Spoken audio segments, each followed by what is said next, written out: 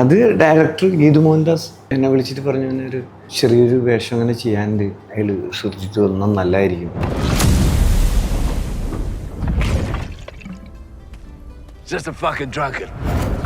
എനിക്കൊരു വലിയൊരു സെറ്റപ്പിലേക്കാണ് ചെല്ലണമെന്ന് എനിക്ക് മനസ്സിലായി. എന്തായാലും ടോക്സിക് ഈ മുടീനെ ഇങ്ങനെ ഇതിൽ നിന്നൊക്കെ കട്ട് ചെയ്തിട്ടുള്ള ഒരു ചെറുതുള്ള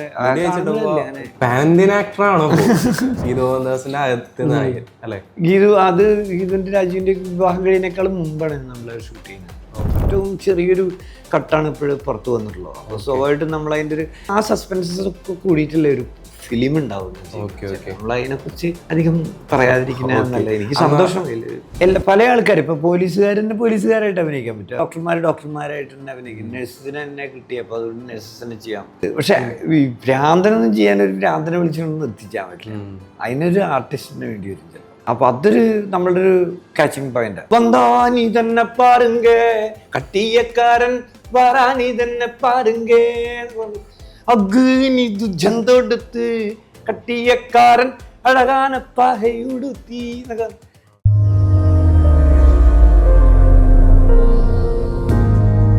ഇന്ന് നമ്മളിവിടെ സിനിമാ പ്രാന്തനുള്ള സുർജിത് ഗോപിനാഥ്.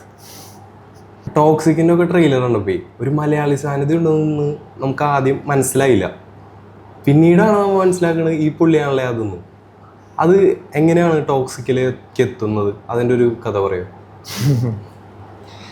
അത് ഡയറക്ടർ ഗീതു മോഹൻദാസ് എന്നെ വിളിച്ചിട്ട് പറഞ്ഞു ഒരു ചെറിയൊരു വേഷം അങ്ങനെ ചെയ്യാനുണ്ട്, അയാൾ ശ്രദ്ധിച്ചു വന്നാൽ നല്ലതായിരിക്കും, ഫോട്ടോ ഒന്ന് എനിക്ക് അയച്ചു തന്നെ എന്നുള്ളത് എനിക്ക് പറഞ്ഞു. യാഷിനെയും കാണിക്കണം. അങ്ങനെ ഞാൻ ഫോട്ടോ അയച്ചു കൊടുത്തു. വളരെ കുറഞ്ഞ സമയത്തിനുള്ള ഒരു ഇത് മതി, നല്ലതായിരിക്കും, സുഹൃത്ത് വരണം. അപ്പോൾ ഒരു ലുക്ക് ടെസ്റ്റിന് വരണം എന്ന് പറഞ്ഞു. ആ ലുക്ക് ടെസ്റ്റിന് പോയി. ഒരു ദിവസം ലുക്ക് ടെസ്റ്റിന് വേണ്ടി പോയി. അത് അവിടെ ചെയ്ത് അന്ന് രാത്രി തന്നെ തിരിച്ചു പോകുന്നു. അപ്പോൾ എനിക്കൊരു വലിയൊരു സെറ്റപ്പിലേക്കാണ് ചെല്ലണമെന്ന് എനിക്ക് മനസ്സിലായി. എന്തായാലും നല്ലൊരു സന്തോഷം ഉണ്ടാക്കിയിട്ടുണ്ട്. അതിൽ കണ്ടിന്യൂസ് ഉള്ള ക്യാരക്ടറാണോ ചെയ്തേക്കുന്നത്? എനിക്ക് തീരെ അറിയില്ല. പൊതുവെ എനിക്ക് പടത്തിൻ്റെ കാര്യങ്ങളിൽ പലതും അറിയാറില്ല, എങ്ങനെയാണ് അതിൽ വരുന്നതെന്നുള്ള തന്നെ സിനിമ കാണുമ്പോഴേ തന്നെ ഞാൻ അറിയാറുള്ളൂ. ഞാൻ അങ്ങനെ ഒരുപാട് അതിനെക്കുറിച്ച് അന്വേഷിക്കാറില്ല. അപ്പോൾ അങ്ങനെ കാണുമ്പോൾ എക്സൈറ്റ്മെന്റ് ഇടാറുണ്ടെന്നുള്ളത് അത് ഭയങ്കര രസമാവാറുണ്ട്. ഞാനിങ്ങനെയൊക്കെയാണോ വരുന്നത്. ഞാൻ എൻ്റെ വീട്ടിൽ നീലാകാശം പച്ചക്കടൽ ചുവന്ന ഭൂമി എന്ന സിനിമയിൽ എനിക്കൊരു ബ്രേക്ക് ഉണ്ടാവുന്ന അത് എല്ലാവരും ഭയങ്കര ഇഷ്ടം എന്ന് പറഞ്ഞാൽ ചങ്കിലൊക്കെ ഇട്ട് കാണിക്കും, ഭയങ്കര ഇഷ്ടമായി എന്നൊക്കെ പറയും. ഞാൻ പിന്നെ അവിടെ താമസിക്കുന്ന ഒരാളിനെയാണ് പലരും വിചാരിച്ചിട്ട് നോക്കുന്നുണ്ട്. ആ സമയത്തെ ഒരു എക്സൈറ്റ്മെന്റ്, ഒരു മലയാള സിനിമയിൽ അറിയപ്പെടുന്ന ഒരു പൊസിഷനിൽ അറിയപ്പെടുന്ന ഒരു നായകന്റെ ഒപ്പം വന്നു ചേരുന്നു എന്ന് പറയുന്നത് ഒരു ഭയങ്കര സന്തോഷമുള്ള ഒരു കാര്യമാണ്. ഇത് ഇപ്പോൾ അത് അതിനേക്കാളും മൾട്ടിപ്പിൾ ആയിട്ട് എന്തെങ്കിലും കൂടാവുന്നതിലുള്ളൊരു സന്തോഷമുണ്ട്. ഇപ്പോൾ നീലാകാശം പച്ചക്കടൽ ചുവന്ന ഭൂമി അതിനെക്കുറിച്ച് പറഞ്ഞപ്പോഴാണ് അതിൽ ഭയങ്കര ഒരു ഇമ്പാക്റ്റുള്ള ക്യാരക്ടറായിരുന്നല്ലേ. ആ കഥ ഇപ്പോഴും എല്ലാവരുടെയും മനസ്സിൽ നിൽക്കുന്നുണ്ടാവും. അതൊരു നല്ല റൈറ്റർ വരുന്ന ആൾ, അടിപൊളി റൈറ്ററാണ് അഷർ മുഹമ്മദ്. അഷർ ആ ക്യാരക്ടറൊക്കെ കൺസീവ് ചെയ്യുന്നത് ആളുടെ അനുഭവത്തിൽ നിന്ന് തന്നെയാണ്. ആൾ യാത്ര ചെയ്ത് പോകുന്ന സമയത്ത് ഇതുപോലെ വഴിയിൽ പഞ്ചറാക്കുന്ന ആൾക്കാർ, എന്നിട്ട് കസ്റ്റമറെ ഉണ്ടാക്കുന്നവർ, അതും മലയാളികളായിട്ടുള്ള ചില ആൾക്കാർ ഒളിച്ച് താമസിച്ചെന്ന് ചെയ്യുന്ന അതിൻ്റെ അനുഭവങ്ങൾ ആൾക്കുണ്ടായിട്ടുണ്ട്. അതിൽ നിന്നാണ് ആ ക്യാരക്ടറിനെ കൺസീവ് ചെയ്യുന്നത്. പിന്നീട് ഞാൻ എൻ്റെ ഒരു സുഹൃത്ത് പറഞ്ഞിട്ട് ഞാൻ PG ടെൻസിംഗ് എന്നുള്ളൊരു നമ്മുടെ ഒരു കളക്ടർ, ഡെപ്യൂട്ടി കളക്ടർ അങ്ങനെ ഒരു പോസ്റ്റ് ഉണ്ടായിരുന്നു, PG ടെൻസിംഗ് എന്ന് പറഞ്ഞാൽ. ആൾ പിന്നീട് ഒരു പുസ്തകം എഴുതുന്നുണ്ട്, സാഗരതീരം മുതൽ ഹിമാലയ സാനുക്കൾ വരെയാണ്. ആ പുസ്തകത്തിൻ്റെ അകത്ത് ആൾ ഇതുപോലത്തെ ഭയങ്കര പർട്ടിക്കുലർ ക്യാരക്ടറിനെയൊക്കെ റെഫർ ചെയ്യുന്നതായിട്ട് കണ്ടിട്ടുണ്ട്. അപ്പോൾ അതൊരു റിയൽ ലൈഫ് എക്സ്പീരിയൻസ് എന്നുള്ളൊരു സാധനമാണ്. അപ്പോൾ അത് ശരിക്കും കറക്റ്റ് ഇപ്പോൾ റൈറ്ററുടെ പെർസ്പെക്റ്റീവിൽ കറക്റ്റ് അങ്ങനെ ഒരു ക്യാരക്ടർ ഉണ്ടോ നീലാകാശം? ഉണ്ടായിരിക്കും, അതുപോലത്തെ ക്യാരക്ടേഴ്സ് ഉണ്ടെന്ന് ഉള്ളതിനാണ് ഓർമ്മ. ഇതുപോലെ കേസായിട്ട് അവിടെ വന്ന് നിൽക്കുന്ന ലൈഫ് ഇപ്പോൾ നോർത്ത് ഇന്ത്യയിലൊക്കെ അങ്ങനെ ജീവിക്കുന്ന ആളുകൾ ഉണ്ടെന്ന് എന്നോട് വേണം വിചാരിക്കാൻ. അല്ല, ഞാൻ PG ടെൻസിങ് ആള് ബുള്ളറ്റിലാണ് യാത്ര ചെയ്യുന്നത്. അപ്പോൾ ആൾ ഇവിടുന്ന് മുതൽ ആള് സിക്കിംകാരനാണ്.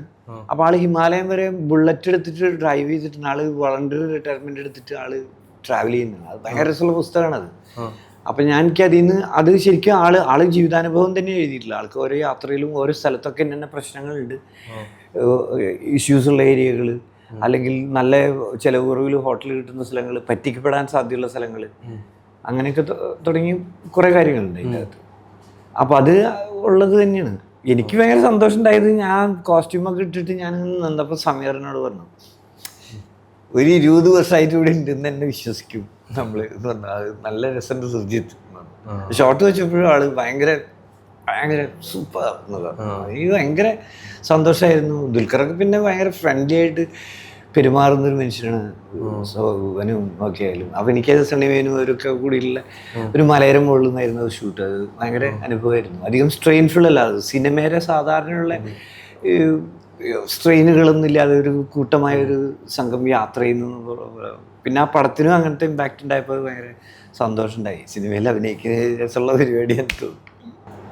ഇപ്പോൾ ചെയ്തേക്കുന്നതൊക്കെ പല പല വെറൈറ്റി ക്യാരക്ടേഴ്സാണ്. ഇപ്പോൾ ചാർലിയിൽ വേറൊരു ടൈപ്പ് ക്യാരക്ടർ, നീലാകാശം പച്ചക്കടൽ ചുവന്ന ഭൂമിയിൽ വേറൊരു ക്യാരക്ടർ, ഇപ്പോൾ ടോക്സിക്കിൽ വരാനിരിക്കുന്ന വേറൊരു ക്യാരക്ടർ, പിന്നെ ബിരിയാണിയിൽ ചെയ്തേക്കുന്ന വേറൊരു ക്യാരക്ടർ. ഇങ്ങനെ വെറൈറ്റി ക്യാരക്ടേഴ്സ് സെലക്ട് ചെയ്തെടുക്കുന്നതാണോ? എനിക്കത് അങ്ങനെ ഒന്നൊരു സെലക്ഷനുള്ളൊരു സമയം ജീവിതത്തിൽ ഉണ്ടായിട്ടുണ്ടെന്ന് ഞാൻ വിചാരിക്കുന്നില്ല. ഞാൻ സാധാരണ കുട്ടികൾ ചിലപ്പോൾ ഷോർട്ട് ഫിലിമിനെ വിളിക്കും, ഒരു ദിവസത്തെ വർക്ക് ഒന്ന് വന്നു പോകുന്ന പോലെ. അപ്പം നമ്മളവിടെ ചെല്ലുമ്പോൾ ഞാനത് എടുക്കാറുണ്ട്. ഞാൻ അങ്ങനത്തെ വർക്കുകൾ എനിക്കിങ്ങനെ കരിയറിനെ ബിൽഡ് ചെയ്തെടുക്കുക എന്ന് പറഞ്ഞിട്ടുള്ളൊരു സ്കീമിനെ കുറിച്ച് എനിക്ക് വലിയ ധാരണയൊന്നുമില്ല. അതുകൊണ്ട് തന്നെ ഞാൻ വരുന്ന വർക്കുകളൊക്കെ എടുക്കും. അപ്പം അതിൽ ചിലത് ഭയങ്കര സ്പെഷ്യലാവും. ഇപ്പോൾ ചാർലി അങ്ങനെ തന്നെയാണ്. ചാർലി ഇപ്പോൾ മാർട്ടിൻ പ്രക്കാട്ട് തന്നെ കുറച്ച് നേരത്തെ തന്നെ ഷൂട്ട് തുടങ്ങാനൊക്കെ ഒരുപാട് സമയം മുമ്പ് വിളിക്കുന്നുണ്ട്. ആളിങ്ങനെ പറയുന്നുണ്ട് ചാർലി എന്ന് പറഞ്ഞൊരു വർക്ക് പ്ലാനിലാണ്. അതിലൊരു ക്യാരക്ടറാണ് വരുന്നത്. 2-3 ക്യാരക്ടേഴ്സ് അതാത് ആളുകളെ കണ്ട് എഴുതിയിട്ടുള്ള അതിലൊരു ക്യാരക്ടർ സുർജിത്തിൻ്റെ ആവും. അപ്പം എനിക്കത് ഭയങ്കര, അതായത് ഒരു ഡയറക്ടർ അവർ ആ ക്യാരക്ടറിനെ കൺസീവ് ചെയ്ത് എന്നെ കണ്ടുകൊണ്ടാണെന്ന് പറയുന്ന സമയത്ത് നമ്മളതിൽ 100% നമ്മളുടെ എല്ലാ കുറ്റവും കുറവോട് കൂടിയിട്ട് നമ്മളതിലേക്ക് സ്യൂട്ടാണ്. അപ്പം അത് ഭയങ്കര ആത്മവിശ്വാസമാണ് അങ്ങനെ പോകുന്ന സമയത്ത്. അല്ലാണ്ട് നമ്മൾ അന്വേഷിച്ച് ചിലപ്പോൾ പോയിട്ട് എനിക്കത് അത്ര കോൺഫിഡൻസ് ഇല്ല. ശരിക്കും സുർജിത്ത് ഇല്ലെങ്കിൽ വേറെ ആ ഒരു ക്യാരക്ടർ ചെയ്യാൻ ഓപ്ഷൻ ഇല്ല അല്ലേ? അങ്ങനെയൊന്നുമില്ല. ഇത് ചിലത് താടി മുടിയുണ്ടോ എന്നുള്ള പലതരത്തിലും എനിക്ക് തോന്നിയിട്ടുള്ള. ചിലപ്പോൾ പലരും പറയാറുണ്ട് എന്നോട്, ഇതേ താടിയും മുടിയൊക്കെ തന്നെയാണോ, ഈ രൂപം തന്നെയാണോ ഇതിലെല്ലാത്തിലും? അപ്പോൾ അല്ലാത്തത് ഞാൻ ചെയ്തിട്ടുണ്ട്. ചിലതൊക്കെ മിന്നൽ മുരളിയിലകത്ത് നല്ല വ്യത്യാസമുണ്ട്. ഒരു വ്യത്യാസം ഉണ്ടല്ലേ ഇപ്പോഴത്തത് അങ്ങനെ ഭയങ്കര ടോക്സിക് ലുക്ക് ഇതാണോ? ടോക്സിക് വെച്ചിട്ടുണ്ടെങ്കിൽ ഈ മുടീനെ ഇങ്ങനെ ഇതിൽ നിന്നൊക്കെ കട്ട് ചെയ്തിട്ടുള്ള ഒരു ടോക്സിക് ലുക്കായി. പക്ഷെ നമ്മ പെട്ടെന്ന് ഈ ലുക്കിൽ വ്യത്യാസം വരുന്നുണ്ട്. എന്ന് വെച്ചാൽ ടോക്സിക്കിൽ നമ്മ പെട്ടെന്ന് മനസ്സിലായില്ല. പിന്നെ ഇത് ചർച്ചകളിലൊക്കെ വന്നപ്പോഴാണ് മലയാളി സാന്നിധ്യം ഉണ്ടായിരുന്നു. ഞാൻ നായകനായിട്ടൊരു പടം ഉണ്ടായിട്ടുണ്ട്. ഒന്നല്ല 1-2 പടങ്ങൾ ഉണ്ടായിട്ടുണ്ട്. അതിൽ പുല്ല് എന്ന് പറഞ്ഞ ഇതിൽ ഞാൻ ഇങ്ങനെ മുടി കിട്ടിയിട്ടുള്ളവർ ഭയങ്കര വേറെ രീതിയിലുള്ള രസമുണ്ടായിരുന്നു. അത് ഞാൻ കാണുമ്പോൾ ഇതിന് വേറൊരു എന്തോ ഒരു ഈ പറഞ്ഞാൽ എപ്പോഴേക്കും വേറെ ഒരു ഇതിൽ മുടിയുമ്പോൾ രക്ഷപ്പെട്ടു പോകില്ല നമ്മള്. ഞാൻ രൂപം കൊണ്ട് രക്ഷപ്പെട്ടു പോകുന്ന ആളല്ലേ. ലുക്ക് മാറ്റാനല്ലേ? ലുക്കായിരിക്കും ചിലപ്പോൾ ഒരു പക്ഷെ നമ്മളെ നിലനിർത്തുന്നത്. അപ്പോൾ ചിലപ്പോൾ നമ്മളിപ്പോൾ ഞാൻ ഇതിലൊക്കെ ചാൾസ് എൻ്റർപ്രൈസസ് എന്ന് പറഞ്ഞ പടത്തിലൊക്കെ മുടി ഇങ്ങനെ ഫുള്ളായിട്ട് താടി മീശി ഇല്ലാതെ ഉള്ളൊരു സാഹചര്യം. അപ്പോൾ അത് ഭയങ്കര വേറെ ഡിഫറെൻ്റ് ആയിട്ട് ലുക്കാണ്. അപ്പോൾ ബിരിയാണിയുടെ അകത്ത് മുട്ട അടിച്ചിട്ട് പിന്നെ വലിയ താടി ഉണ്ട് അതിൻ്റെ അകത്ത്. അപ്പോൾ അത് പെട്ടെന്ന് ഈസി ആയിട്ട് അതിൻ്റെ ഉള്ളിലേക്ക് ലിങ്ക് ആവുന്നുണ്ട് പലപ്പോഴും. ഇപ്പോൾ കന്നഡ പടത്തിൻ്റെ ട്രെയിലർ വന്നു. ഇപ്പോൾ തമിഴിലും ഉണ്ട്. തമിഴിൽ ഇപ്പോൾ ജീവനായിട്ട് TTT എന്ന് പറഞ്ഞ പടം ഇപ്പോൾ ഇറങ്ങാൻ പോകുന്നു. അതിലൊരു നല്ല ക്യാരക്ടറാണെന്ന് പറഞ്ഞേക്കുന്നു. നല്ല രസമുള്ളൊരു ക്യാരക്ടറാണ്. പാൻ ഇന്ത്യൻ ആക്ടറാണോ? സത്യത്തിൽ ഇപ്പോൾ ഭയങ്കര അതിശയണ്ടായി. ഇപ്പോൾ ഞാൻ വീണ്ടും ഒരു തമിഴ് പടത്തിൽ ഞാൻ അത് കഴിഞ്ഞതിന് ശേഷം തലൈവർ തമ്പി തലൈമിൽ കഴിഞ്ഞിട്ട് ഇപ്പോൾ വീണ്ടും വന്നത് എനിക്കൊരു തമിഴ് പടം തന്നെ. വീണ്ടും ഒരു കോള് വന്നിട്ടുണ്ട് തമിഴ് പടത്തിൽ. അതെനിക്ക് ഭയങ്കര അതിശയമായി തോന്നി. എനിക്ക് സന്തോഷമുണ്ട്.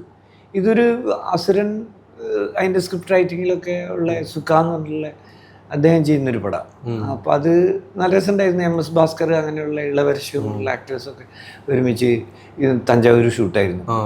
ഇത് TTT തമ്പി തലൈവർ തമ്പി തലൈമയിൽ ആ പടം നല്ല രസമുള്ള ഒരു മേക്കിംഗ്, അത് നല്ല രസമുണ്ടായിരുന്നു. അത് നിതീഷ് ചാദേവ് എന്നുള്ള ഫാലിമീര ഡയറക്ടറാണല്ലോ അത് ചെയ്തിട്ടുള്ളത്.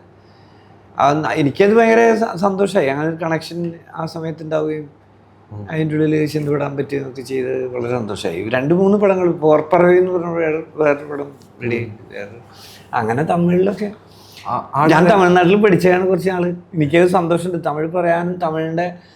തമിഴ് അങ്ങനെ പറയാനറിയാമെന്നുള്ളതല്ല, പക്ഷെ തമിഴിൻ്റെ പല വൈബുകൾ എനിക്ക് ഭയങ്കര ഇഷ്ടമാണ്. അതിൻ്റെ ഒരു ലൈഫ് സ്റ്റൈലും പല കാര്യങ്ങളും എനിക്ക് ഭയങ്കരമായിട്ട്. കാരണം കുറേ സമയം അവിടെ താമസിച്ച്, ഇപ്പോൾ പോണ്ടിച്ചേരി യൂണിവേഴ്സിറ്റി ഞാനും ഭാര്യയൊക്കെ കൂടിയിട്ട് അവിടെ PG അവിടെ പഠിച്ചതാണ്. മോളും അവിടെ ഒരു നഴ്സറിയിൽ പഠിക്കേണ്ടിയിരുന്ന സമയത്ത്. അപ്പോൾ ആ സമയത്ത് ഈ തെരുക്കൂത്ത് അതിൻ്റെ ട്രെയിനിങ്സ് ഒക്കെ ഉണ്ടായിരുന്നു. അപ്പോൾ തെരുക്കൂത്ത് ഭയങ്കര ചടുലമായ ഫോമാണ്. ഭയങ്കര ബോഡിയൊക്കെ എടുത്ത് മുടി ഇങ്ങനെ മുടീനെ വെച്ച് കെട്ടും. അതിൽ മുടി മിക്കവാറും ആക്ടേഴ്സിനൊക്കെ മുടിയുണ്ട്. മുടി വെച്ച് മുകളിൽ തിരട പോലെ അങ്ങനെ കെട്ടും. കെട്ടിട്ട് ഇത് ഭയങ്കര പഴയ ഫോമാണ്. ഒരുപാട് പഴയൊന്നുള്ളതല്ല. തിരുക്കുത്തി ശരിക്കും നമുക്ക് ഇതിൽ കെട്ടിയിട്ട് ഇതിലാണ് കിരീടം, ഇതിലാണ് വെക്കുക. അങ്ങനെ നമുക്കത് കെട്ടി നിൽക്കുന്ന സമയത്ത് തന്നെ നമ്മൾക്ക് ഒരു പെർഫോമറായ പോലത്തെ ഒരു ഫീൽ ഉണ്ടാവും. അപ്പം അങ്ങനെയൊക്കെയുള്ള ഭയങ്കര ട്രഡീഷണൽ ആയിട്ടുള്ള ചില ഫോമുകളിലൊക്കെ തമിഴിൽ അവരുടെ കൂടെ അവരുടെ ട്രെയിനിങ്ങിൽ പങ്കെടുക്കാനും ചെറിയ പെർഫോമൻസുകൾ അതിൽ ഞാൻ ശകുനിയിലൊക്കെ ഞാൻ അഭിനയിച്ചിട്ടുണ്ട്. അപ്പം ഞാൻ ഇടങ്കയ്യൊക്കെ വെച്ചിട്ട് ഇങ്ങനെ പകിട്ടിയിട്ടൊക്കെ ചെയ്യും എൻ്റെ അകത്ത്. ഭയങ്കര രസമാണ്. പാട്ടുകളും ഭയങ്കര ഹെവി ലൈനിലൊക്കെ ഉള്ള വന്താ നീ തന്നെ പാരുങ്ക കട്ടിയക്കാരൻ വരാ നീ തന്നെ പാരുങ്ക അഗ്നി ദുജന്തൊടുത്ത് കട്ടിയക്കാരൻ അഴകാന പഹയുടുത്തി എന്നൊക്കെ. കട്ടിയക്കാരൻ എന്ന് പറഞ്ഞാൽ ശരിക്കും സൂത്രധാരനാണ് ഈ ഒരു പ്ലെയർ ഒരു ബിഗിനിങ്ങിൽ. അപ്പം അങ്ങനത്തെ എനർജി ലൈനിലുള്ള ഇതുകളൊക്കെ ശരിക്കും തമിഴിൽ പോയിട്ട് എനിക്ക് ഭയങ്കര സന്തോഷകരമായിട്ട് ഞാൻ സ്ട്രീറ്റിൽ പെർഫോം ചെയ്തിട്ടുണ്ട്. പോലെ ഈ പരിപാടി കാണുമ്പോഴാണ് ചോദിക്കാം, തിയേറ്റർ ആർട്ടിസ്റ്റ് ആയിരുന്നല്ലേ, ഡയറക്ഷൻ ചെയ്തിട്ടുണ്ട്? അതാണ് ഞാൻ ശരിക്കും ഞാൻ തിയേറ്റർ ഡയറക്ഷൻ തന്നെ ചെയ്തിട്ടുണ്ട്. ഏകദേശം ഒരു 90s ഞാൻ ഡ്രാമ സ്കൂളിൽ പഠിച്ചു. Calicut university school of drama എന്ന് പറഞ്ഞ സ്ഥാപനത്തിലൊരു ഡിഗ്രി ചെയ്തു. അത് കഴിഞ്ഞതിന് ശേഷം പിന്നെ 2000 എനിക്ക് 91 ചേർന്നാലും 2000 സർട്ടിഫിക്കറ്റ് കിട്ടിയുള്ളൂ. അപ്പോൾ പിന്നെ 2000 പിന്നെ ഞാൻ PG പഠിക്കാൻ വേണ്ടിയിട്ട് പോണ്ടിച്ചേരി യൂണിവേഴ്സിറ്റിയിൽ പോയി.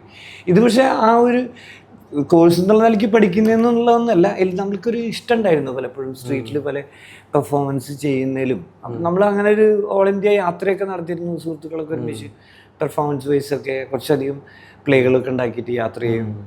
അത് നല്ല എക്സ്പീരിയൻസ് ആയിട്ടുണ്ട്. പലപ്പോഴും ഞാൻ ഡയറക്ടർ ഇതിലായിരുന്നു. പക്ഷേ അനാമിക ഹക്സർ എന്നുള്ള NSTയിലത്തെ ഒരു ടീച്ചറുടെ അവർ ഒരു വർഷം ഒരു വർക്ക്ഷോപ്പും പ്ലേയും ചെയ്തിട്ടുള്ള അതിലൊരു സ്പാനിഷ് ഓഫീസറായിട്ട് ഞാൻ അഭിനയിക്കേണ്ടിയിരുന്നു. അത് ഓൾ ഇന്ത്യ ലെവലിൽ യാത്ര ചെയ്ത് പല സ്റ്റേജുകളിലൊക്കെ പെർഫോം ചെയ്തിട്ടില്ല. എത്ര വർഷം മുന്നേ? അതൊരു 96 വർഷം. ഞാൻ പക്ഷെ ഞാൻ ശരിക്കും എൻ്റെ ഫീൽഡിൽ ഞാൻ ശരിക്കും സിനിമയോ ആർട്ടൊക്കെ ആയിട്ട് ബന്ധപ്പെട്ടിട്ടുള്ള ഏറ്റവും ഒരു എൻട്രി ഉണ്ടാവുന്ന 85 നമ്മൾ ജോൺ അബ്രഹാം എന്നുള്ള പഴയ ഫിലിം മേക്കറുടെ അദ്ദേഹത്തിൻ്റെ അമ്മയെ അറിയാൻ എന്ന് പറഞ്ഞ സിനിമ, ആളുകളുടെ നിന്ന് പണമൊക്കെ പിരിച്ചെടുത്ത ആളുകൾക്ക് വേണ്ടി സിനിമ ഉണ്ടാക്കുന്ന ഒരു ഒഡേസ പറഞ്ഞിട്ട് ഗ്രൂപ്പ് ഉണ്ടാവുകയും അതിൻ്റെ ഉള്ളിൽ വളരെ സമയം ഭയങ്കര സന്തോഷപൂർവ്വം അതിൻ്റെ ഉള്ളിൽ ഇൻവോൾവ് ചെയ്ത് വർക്ക് ചെയ്തിട്ടുണ്ട്. ഞാൻ എൻ്റെ ജോൺ അബ്രഹാമിൻ്റെ അസിസ്റ്റൻസിൽ ഒരാളായിരുന്നു. ക്ലാപ്പ് പിടിച്ച് നിർത്തിയിരുന്ന ഞാനൊക്കെ അസിസ്റ്റന്റ് ആവാൻ പോയിട്ട് അപ്പൊ അവിചാരിതമായാണ്. ചാൻസ് ഒന്നും പ്രതീക്ഷിച്ചിരുന്നില്ല. ജോൺ തന്നെ അവിചാരിതമായ ഒരു സീനിൽ എന്നെ ആ സീനിൽ ഒരു പെൺകുട്ടി വരേണ്ട സീനായിരുന്നു. അത് മാറ്റി യഥാർത്ഥത്തിൽ ആയാലും മരിച്ചു പോകുന്നൊരു നായകൻ്റെ അയാളുടെ അനിയനായിട്ടാണ് വരുന്നത്. അനിയത്തിയായിരുന്നു ശരിക്കും സ്ക്രിപ്റ്റിൽ. ആ സമയത്ത് എന്നിട്ട് ജോണനെ കളിയൊക്കെ ആയിരുന്നു ഞാൻ വേറെ ഫിൽറ്റർ വെച്ച് പെണ്ണാക്കുന്നൊക്കെ പറഞ്ഞിട്ടുള്ളത്. എനിക്ക് പക്ഷേ ഇതൊരു ഗ്രാഫ് ഭയങ്കര രസകരമായി തോന്നുന്നുണ്ട്. സന്തോഷമുണ്ട് അതിൽ. കുറേ കാലം തിയേറ്ററിൽ വർക്ക് ചെയ്യുന്നു എന്ന് പറഞ്ഞാൽ അതിന് അങ്ങനെ ഒരു റെക്കഗ്നീഷൻ ഇല്ല പല സമയത്തും. ചിലപ്പോൾ നമ്മൾ ഒരുപാട് വർക്ക് ചെയ്ത് കഴിഞ്ഞാലും പക്ഷെ അതിൽ ഭയങ്കര സാറ്റിസ്ഫാക്ഷൻ ഉണ്ട് വേറെ തരത്തിൽ. സിനിമ അപ്പോൾ വളരെ എൻറ്റയർലി നമ്മളുടെ ഒരു ഡിഫറെൻ്റ് ആയിട്ടുള്ളൊരു മീഡിയ ആയിട്ട് എനിക്ക് അതിനെക്കുറിച്ച് വലിയ ധാരണ ഒന്നും ഉണ്ടായിരുന്നില്ല. എനിക്ക് കൊമേഴ്ഷ്യൽ സിനിമ ഒന്നും എനിക്ക് പേടി തന്നെയായിരുന്നു. ശരിക്കും എനിക്ക് അതിൻ്റെ ഒരു പരിസരങ്ങളൊന്നും എനിക്ക് അത്ര കംഫർട്ടബിളായിട്ട് ഫീൽ ചെയ്യാറില്ല. അപ്പോൾ ഞാൻ ചിലപ്പോഴൊക്കെ വേണോ ഇത് എന്നുള്ള സംശയത്തിലൊക്കെ വന്ന് വീഴാറുണ്ട്. പക്ഷെ ഇത് മൾട്ടിപ്പിളായിട്ട് ആളുകളുടെ ഇടയിൽ റീച്ച് ആവുകയും ആളുകൾ ഭയങ്കര സന്തോഷത്തോടെയിട്ട് നമുക്ക് കൈതരികയും ഓരോ ദിവസവും ഭയങ്കര സന്തോഷത്തിലായിരിക്കും. പുതിയ ആളുകൾ വന്ന് പരിചയപ്പെടുന്നു, ഫോട്ടോ എടുക്കുന്നു എന്നൊക്കെ പറയുന്നത്. അപ്പം നമുക്കൊരു അതിൻ്റെ ഉള്ളിൽ നല്ല ആളായ മനുഷ്യനായിട്ട് ജീവിക്കാൻ പറ്റിയ രസമല്ലേ. അതെ, ഇപ്പോൾ ഇൻഡസ്ട്രികൾ മാറുമ്പോൾ അതിലുള്ള വ്യത്യാസം, ഇപ്പോൾ മലയാളം ഇൻഡസ്ട്രീനെ അപേക്ഷിച്ച് നോക്കുമ്പോൾ തമിഴ് ഇൻഡസ്ട്രി കുറച്ചും കൂടി വലുതാണ്. കന്നഡ ഇൻഡസ്ട്രിയും ഇപ്പോൾ ടോക്സിക്കിൻ്റെ ഒക്കെ ബഡ്ജറ്റ് ഹൈ ആണ്, അപ്പോൾ അതും ലാർജ് സ്കെയിൽ പടമാണ്. അപ്പം അതൊക്കെ വെച്ച് നോക്കുമ്പോൾ വ്യത്യാസം എന്താ? അല്ല, ഏകദേശം ചെറിയ ബജറ്റിലുള്ള വലിയ ബജറ്റിലുള്ള സിനിമയുടെ ഉള്ളിൽ ജില്ല എന്ന് പറഞ്ഞു കഴിഞ്ഞാൽ ശരിക്കും അതിന് നമ്മൾക്കൊക്കെ പ്രശ്നം ഉണ്ടാവുന്നല്ല. അതിൻ്റെ ടൈമിങ്, അതിൻ്റെ ഷൂട്ട് എന്ന് പറയുന്നത് ഒത്തിരി ക്രൂഷ്യലായിട്ടുള്ള സമയമായിട്ടുള്ള എനിക്ക് തോന്നിയിട്ടുള്ളൂ. ഒരു ഭയങ്കര ഒരു പ്രഷറുള്ള ടൈമാണ് അത് ശരിക്കും. അപ്പം അതെല്ലാത്തിനും ഒരുപോലെയൊക്കെ തന്നെയാണ്. കേരളത്തിലും തമിഴിലും കർണാടകയിലൊക്കെ ചെറിയ എന്തെങ്കിലും വ്യത്യാസം നോട്ട് ചെയ്തിട്ടുണ്ടാവുമല്ലോ, നമുക്ക് ഫീൽ ചെയ്തിട്ടുണ്ടാവുമല്ലോ. അവിടെ തമിഴിൽ ചിലപ്പോൾ അങ്ങനെ ചിന്തയിൽ നമ്മൾ ഭക്ഷണം കഴിക്കാനൊക്കെ ചെന്നിരുന്നു കഴിഞ്ഞാൽ ചിലപ്പോൾ എല്ലാവരും കുറേ ആളുകളെ ഒരുമിച്ചിരുത്തിട്ട് കുറേ പ്ലേറ്റുകൾ ഇലയിലേക്ക് ഇട്ടിട്ടുള്ള പ്ലേറ്റുകൾ ഇങ്ങനെ തരും. അപ്പം അതിൽ വെള്ളം ഒഴിക്കാൻ ഇവരെല്ലാവരും പിന്നാലെ വന്ന് വിളമ്പി തന്നു പോകും. അങ്ങനെയൊക്കെയുള്ളൊരു വേറൊരു സിസ്റ്റം ഉണ്ട്. അങ്ങനത്തെ കുറേ കാര്യങ്ങളിലൊക്കെ ഭയങ്കര എല്ലാവരും ഒരുമിച്ചാണോ തമിഴിൽ ഭക്ഷണം? അങ്ങനെ അത് ഞാൻ പറഞ്ഞു. ഇപ്പം ഇതിൻ്റെ വ്യത്യാസങ്ങളൊക്കെ ഇതിലൊക്കെ എല്ലാ സ്ഥലങ്ങളിലും വലിയ വ്യത്യാസങ്ങളൊന്നും ഇല്ലാന്ന് എനിക്ക് തോന്നുന്നു. എല്ലായിടത്തും അതിൻ്റെ ചെറിയ വ്യത്യാസങ്ങൾ, ഹൈറാർക്കികൾ എപ്പോഴും ഫീൽ ചെയ്യും. അതിന് കാരണം ഉണ്ടായിരിക്കും ഞാൻ. പക്ഷെ എനിക്കിപ്പോൾ ഈ ടോക്സിക്കിൻ്റെ സെറ്റിലൊക്കെ കാണുന്ന സമയത്ത് ഞാൻ എല്ലാവരും ഭയ സന്തോഷമായിട്ട് അവരവരുടെ ജോലികൾ ചെയ്തുകൊണ്ടിരിക്കുന്നത്, ഒരുപാട് ഹാർഡ് വർക്ക് ചെയ്യുന്ന ഒരുപാട് മനുഷ്യരെ കാണാം പല പല ഏരിയകളിൽ. അതിൽ ആർട്ടിസ്റ്റ് എന്ന് പറഞ്ഞ ആളിന് ഇപ്പോൾ സ്ക്രീനിൻ്റെ മുമ്പിൽ വരുന്നുള്ളൂ, ആയിരക്കണക്കിന് ആൾക്കാർ പണിയെടുക്കുന്നത് നമ്മൾ കാണാം ഒരു സമയത്ത്. അവരുടെ ഏരിയകളും ഭയങ്കര ക്ലീനായും ഭയങ്കര നല്ല ഹൈജീനായിട്ടുള്ള നല്ല ഭക്ഷണവും ഒക്കെ നമുക്ക് കാണാം. അത് ഭയങ്കര സന്തോഷം തോന്നുന്നുണ്ട്. അത് ഒരു ഇൻഡസ്ട്രിയുടെ അകത്ത് വന്നിട്ട് സമയത്ത് അത് തന്നെയാണല്ലോ. അപ്പോൾ എല്ലാവർക്കും ഒരുമിച്ച് ഉണ്ടാവാനൊന്നും പറ്റിക്കോളുന്നില്ല. പിന്നെ നമ്മൾ അതിൻ്റെ ആ ഒരു ഇതുകളെ അംഗീകരിക്കേണ്ടി വരും അതിൻ്റെ ചില ഹൈറാർക്കികൾ. പക്ഷെ വളറബിളാണ് അത് ചില സമയത്ത്. ഇപ്പോൾ ഞാൻ സ്കൂളിൽ പഠിക്കുന്ന സമയത്ത് കണ്ടിട്ടുള്ളതാണ് കേൾക്കുന്നുണ്ടോ എന്ന ഷോർട്ട് ഫിലിം. അത് ഗീതു മോഹൻദാസാണ് ഡയറക്റ്റ് ചെയ്തത്. അപ്പോൾ ഗീതു മോഹൻദാസിന്റെ ആദ്യത്തെ ഷോർട്ട് ഫിലിം ആണെന്ന് തോന്നുന്നു അത്. അപ്പൊ അതിലെ നായകൻ ഞാൻ നായകനാണ്. ഗീതു മോഹൻദാസിന്റെ ആദ്യത്തെ നായകൻ അല്ലെ? ഗീതുവിന്റെ രാജുവിന്റെ വിവാഹം കഴിയുന്നേക്കാളും മുമ്പാണ് നമ്മൾ ഷൂട്ട് ചെയ്യുന്നത്. ഓക്കെ. അപ്പം രാജീവ് പറഞ്ഞിട്ട് ഇങ്ങനെ സുർജിത്ത് എന്ന് പറഞ്ഞ ആൾക്ക് രാജുവിനെ എനിക്ക് മുമ്പ് അറിയാം, എൻ്റെ നാടകങ്ങളൊക്കെ കണ്ടിട്ട് അറിയാം. പിന്നെ ഞാൻ ചെറിയ കൃഷികളും ഇങ്ങനെ നെൽകൃഷിയും അതൊക്കെ ചെയ്യാൻ ചില ശ്രമങ്ങൾ നടത്തുന്നത്. ആ രാജീവും കുറച്ച് ഫാമിങ്ങിലൊക്കെ ഉള്ള താല്പര്യമൊക്കെയുള്ളൊരു മനുഷ്യനാണ്. അപ്പോൾ അതിൻ്റെ അടിസ്ഥാനത്തിൽ ഞങ്ങൾ അങ്ങനത്തെ ഒരു കമ്മ്യൂണിക്കേഷൻ ഉണ്ടായിരുന്നു, നാടകവും ഇതൊക്കെ ആയിട്ട്. സിനിമയുടെ കാര്യങ്ങളിൽ അത്ര വലിയൊരു ടോക്കും അങ്ങനത്തെ ഒരു സംഭവങ്ങളൊന്നും നടന്നിട്ടില്ല. ഞാൻ തിയേറ്റർ ചെയ്യുന്ന ഒരാളെന്നുള്ള നിലയ്ക്ക് തന്നെയാണ് കാണാൻ രാജീവിന് കൂടുതൽ ഇഷ്ടം എന്ന് തോന്നുന്നുണ്ട്. അപ്പോൾ അങ്ങനെ ആ ഒരു ബന്ധം വെച്ചിട്ട് എന്നോട് ഇങ്ങനെ പറഞ്ഞിട്ടുണ്ടായിരുന്നു, ഗീത് വിളിക്കുമെന്ന് ഒന്ന് കമ്മ്യൂണിക്കേറ്റ് ചെയ്തുള്ള ആൾക്ക് കുറച്ച് ആക്ടേഴ്സിനോട് ആൾ ചെറിയൊരു പടം ചെയ്യാൻ ഉദ്ദേശിക്കുന്നുണ്ട്. അപ്പോൾ ആ ഒരു കമ്മ്യൂണിക്കേഷനാണ്. പിന്നെ ഗീതു എന്നെ വിളിച്ച് ഇങ്ങനെ സംസാരിച്ചൊരു ഘട്ടത്തിൽ ആൾക്ക് ഇന്ന പോലത്തെ ആക്ടേഴ്സ് വേണം എന്നൊക്കെ പറഞ്ഞു തന്നപ്പോൾ ഒരേ ആക്ടറുടെ പേര് പറഞ്ഞു അത് ചിലപ്പോൾ ഞാൻ മതിയായിരിക്കും. കാരണം അപ്പം എങ്ങനെയാണ് സുജിത്ത് രൂപത്തിൽ എങ്ങനെയാണ് ഒരു ഫോട്ടോ ഒക്കെ അയച്ചു കൊടുത്തിട്ട് പിന്നെ കണ്ടിട്ടാണ് ഞാൻ അതിലേക്ക് കേൾക്കുന്നുണ്ടോ. ഡോക്യുമെന്ററി ആണെന്ന് തോന്നുന്നല്ലേ? അല്ല, ഡോക്യുമെന്ററി അല്ല, ഫിക്ഷൻ തന്നെയാണ്. ഷോർട്ട് ഫിലിം, ഫിക്ഷൻ ഫിലിമാണ്. ഓക്കെ. അത് നല്ല പ്രൈസൊക്കെ പാഠപുസ്തകത്തിലുണ്ടെന്നോ? പാഠപുസ്തകത്തില് അതിന് ഒരു റെലവൻസ് ഉണ്ട്. നമ്മളുടെ ഒരു ഈ സോഷ്യോ പൊളിറ്റിക്കൽ സെനാരിയോയിൽ ഭയങ്കര റോളുള്ള ഭയങ്കര ടച്ചിങ് ആയിട്ടുള്ളൊരു പടമായിരുന്നു. ശരി, 2008 കേൾക്കുന്നുണ്ടോ ആ ഒരു സമയം തൊട്ടുള്ള ബന്ധമാണല്ലേ ഗീതു മോഹൻദാസ് എന്ന ഡയറക്ടറായിട്ട്? അല്ലേ? ഉണ്ട്, ഭയങ്കര സ്നേഹബന്ധം ഉണ്ടായിരുന്നു. ഞാൻ പല കുട്ടികൾക്ക് വേണ്ടിയിട്ടുള്ള ചെറിയ തിയേറ്റർ വർക്ക്ഷോപ്പൊക്കെ നടത്തുന്ന സമയത്ത് ചിലപ്പോൾ ഗീത് ഫ്രീ ആയിട്ട് കൂടി ഉണ്ടെങ്കിൽ ചിലപ്പോൾ വന്ന് ഒരു വിസിറ്റൊക്കെ നടത്താറുണ്ട് പലപ്പോഴും. അങ്ങനെയൊക്കെ ചെയ്തിട്ടുണ്ട്. അങ്ങനത്തെ ഒരു ബന്ധമുണ്ട്, സ്നേഹബന്ധം. ഓക്കെ. ഇപ്പോൾ വീണ്ടും ഗീതു മോഹൻദാസിലേക്ക് എത്തിയതുകൊണ്ട് ടോക്സിക്കിൻ്റെ ട്രെയിലർ നമ്മൾ കണ്ടു. ആ ഒരു സീനൊക്കെ ഷൂട്ട് ചെയ്ത കാറൊക്കെ ഓടിച്ചത് സ്വന്തമായിട്ടാണോ? കുറേ കാര്യങ്ങൾ സ്വകാര്യമാണ്. അതൊന്നും ഇപ്പോൾ അറിയാൻ പാടില്ല എന്ന് തോന്നുന്നുണ്ട്. കാരണം അതിൻ്റെ ഒരു ഏറ്റവും ഒരു പ്രാഥമികമായ ഇത്രയും വലിയൊരു പടത്തിൻ്റെ ഒരു ഏറ്റവും ചെറിയൊരു കട്ടാണ് ഇപ്പോഴും പുറത്തു വന്നിട്ടുള്ളത്. അപ്പോൾ സ്വാഭാവികമായിട്ടും നമ്മൾ അതിൻ്റെ ആ സസ്പെൻസസ് ഒക്കെ കൂടിയിട്ടുള്ള ഒരു ഫിലിം ഉണ്ടാവുന്നത്. നമ്മൾ അതിനെക്കുറിച്ച് അധികം പറയാതിരിക്കുന്നതല്ല. എനിക്ക് സന്തോഷം. അന്ന് ഓക്കെ, യാഷിന്റെ കൂടെ ഒരുമിച്ച് വർക്ക് ചെയ്തതിന്റെ ഗംഭീര എക്സ്പീരിയൻസ് ആണ്. അദ്ദേഹം ഭയങ്കര ഹ്യൂമണാണ്. ആളും കുറെ കഷ്ടപ്പെട്ട് സിനിമയെ വന്ന ആളാണ്. എനിക്ക് അതിന്റെ ഹിസ്റ്ററി ഒന്നും അങ്ങനെ അറിഞ്ഞൂടാ. എനിക്ക് ആള് ഒരു സാധാരണ തൊഴിലാളിയുടെ മകനായി ജനിച്ചിട്ടുള്ളതാണെന്നുള്ളതൊക്കെയാണ് കേട്ടിട്ടുള്ളത്. പക്ഷെ ആളുടെ ഡീലിങ്ങും നമ്മളെ ഒരുമിച്ച് നിൽക്കുന്ന സമയത്തുള്ള എല്ലാ കാര്യങ്ങളും എന്ന് പറഞ്ഞാൽ അസാധ്യ ഹ്യൂമനാണ് അദ്ദേഹം. അതിന് ഭയങ്കര സന്തോഷം തോന്നിയിട്ടുണ്ട്. ഭയങ്കര സുന്ദരനാണ്, ഭയങ്കര സുന്ദരനാണ്. ഭയങ്കര അൺനെസസറി ആയിട്ടുള്ള സംസാരങ്ങളോ ഇതൊന്നുമില്ല. എങ്ങനെയാണ് അപ്പോൾ കമ്മ്യൂണിക്കേഷനൊക്കെ യാഷനായിട്ടൊക്കെ? ഇതൊക്കെ അല്ല, ഏത് ഭാഷയിലേക്ക് കമ്മ്യൂണിക്കേഷൻ? അതെന്തെങ്കിലുമൊക്കെ പറയും. പുള്ളിക്ക് മലയാളം കേട്ടാൽ മനസ്സിലാവും?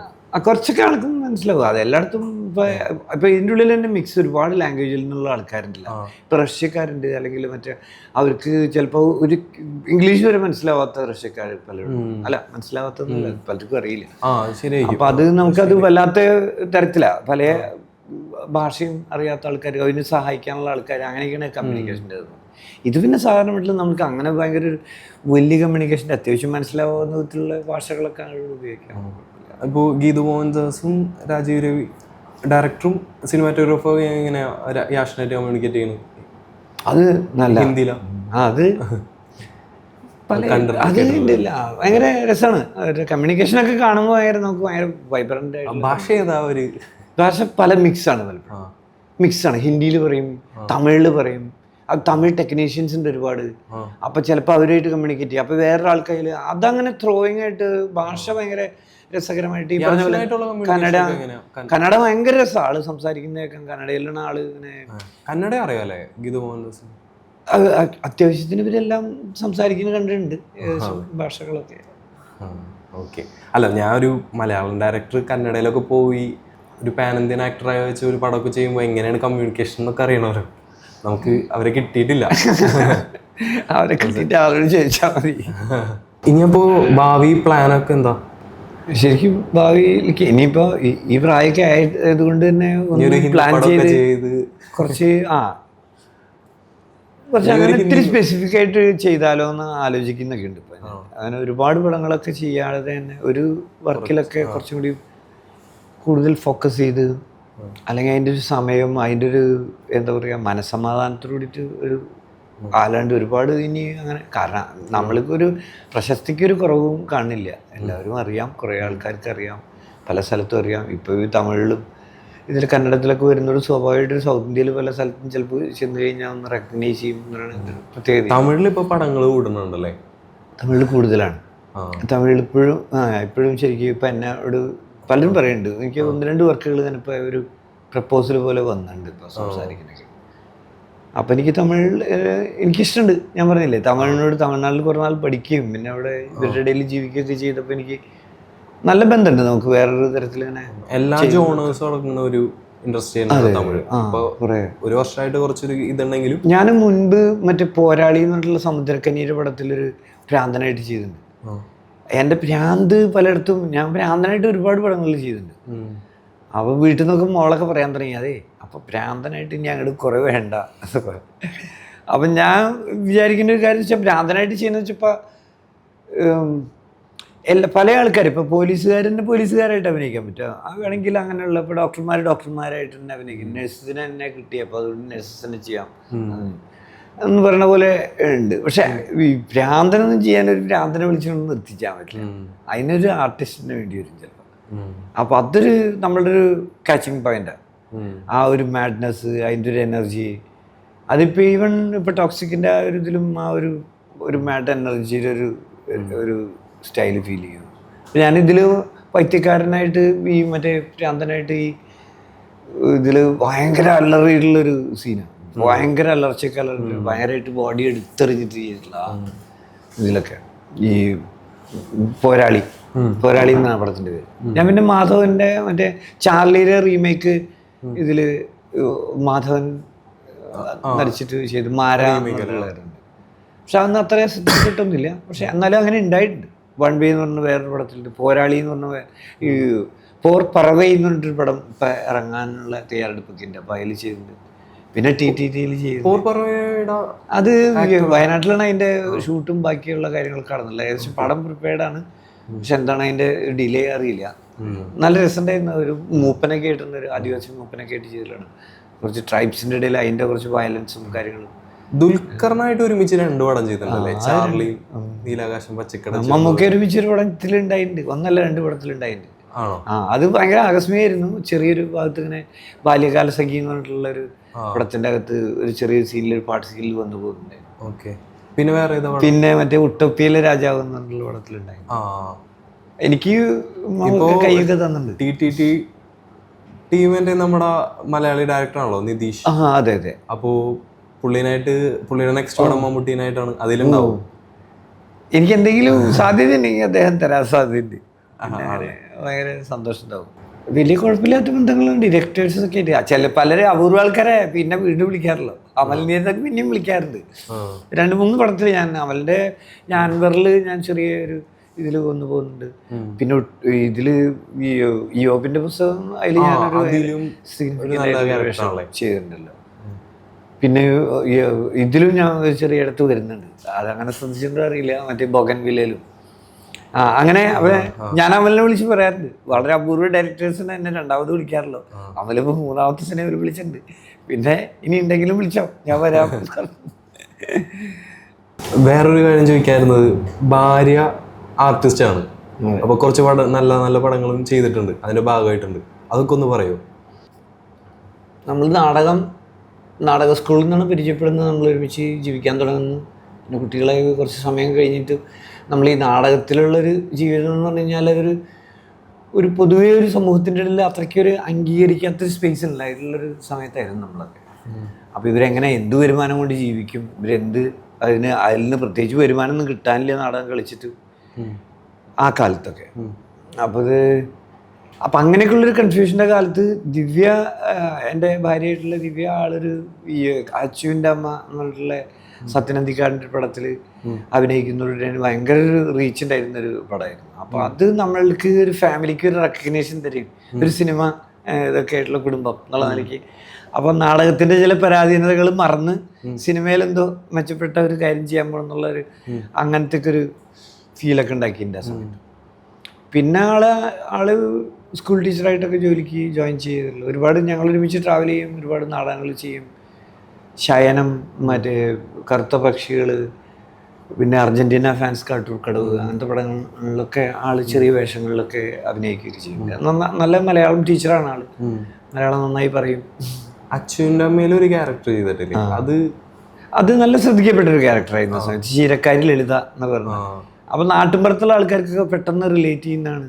സത്യേട്ടനായിട്ടുള്ള ആ ഒരു സൗഹൃദം ഉണ്ട്. അപ്പോൾ അതുകൊണ്ട് അതും ഒരു നല്ല ക്യാരക്ടറായിരുന്നു. അത് നല്ല ഓർത്തിരിക്കുന്ന ക്യാരക്ടറാണ്. എപ്പോഴും അത് വീണ്ടും വീണ്ടും ഒരുപാട് സംപ്രേഷണം ചെയ്യപ്പെടുകയും ചെയ്യുന്നുണ്ട്. അപ്പോഴൊക്കെ ആൾക്കാർ നാട്ടിലൊക്കെ ചെല്ലുമ്പോൾ ചീരേ എന്നൊക്കെ പറഞ്ഞിട്ട് വിളിക്കുന്നുണ്ട് ആളിങ്ങനെ പറയും. അപ്പോൾ അതൊരു അങ്ങനത്തെയൊക്കെ ഈ റെക്കഗ്നീഷൻ എന്ന് പറയുന്നത് ഒരു വളരെ പ്രധാനപ്പെട്ട ഒരു സംഗതി ആയതുകൊണ്ട്, പ്രത്യേകിച്ചും നമ്മൾ പെർഫോമൻസും അതൊക്കെ ആയിട്ട് ബന്ധപ്പെട്ടിട്ട് നിൽക്കുന്ന സമയത്ത് അത് സിനിമ എന്ന് പറയുന്നത് ഒരു വലിയ അളവ് നമ്മളെ സഹായിച്ചിട്ടുണ്ട്. ഇതിൻ്റെ ഒരു വീണ്ടും നമ്മൾ തിയേറ്റർ ചെയ്യും, അങ്ങനത്തെയൊക്കെ ഒരു ശ്രമങ്ങളൊക്കെ ഒരുപാട് ചെയ്ത് നോക്കിയിട്ടുണ്ട്. ആ തരത്തിൽ വർഷങ്ങൾക്ക് മുമ്പ് തിയേറ്ററിൽ നിന്നിരുന്ന സമയത്ത് പൈസയുടെ ബുദ്ധിമുട്ടുകളൊക്കെ വന്നിട്ടുണ്ടോ?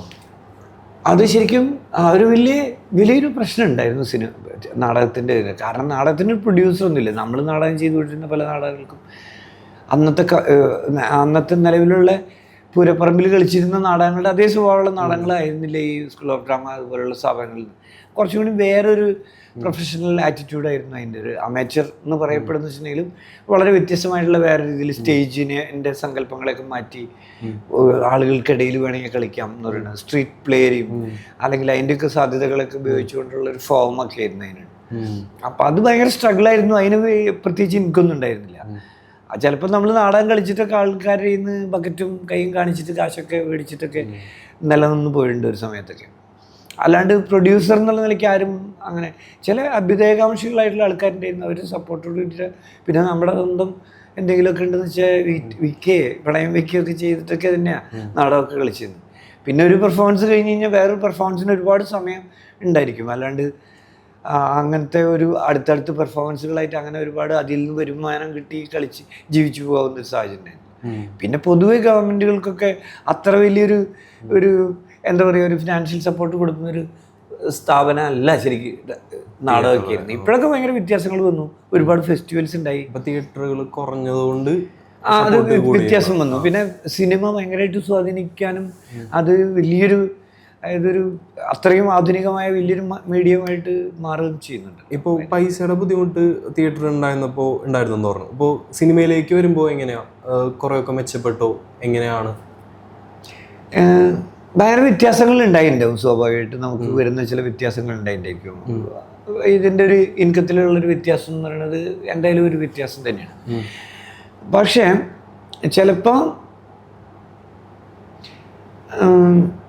എന്തായാലും അത് എന്തായാലും അതിൽ നിന്ന് കിട്ടുന്ന വരുമാനം ഇത് അഭിനയിക്കുക മാത്രമാണല്ലോ. നമ്മളൊക്കെ ചെയ്യുന്ന വേറെ ഉത്തരവാദിത്തങ്ങളില്ല. നമ്മൾ അഭിനയിച്ചതിനുള്ള പൈസ നമുക്ക് കിട്ടുക, നമ്മൾ പോകുന്നു.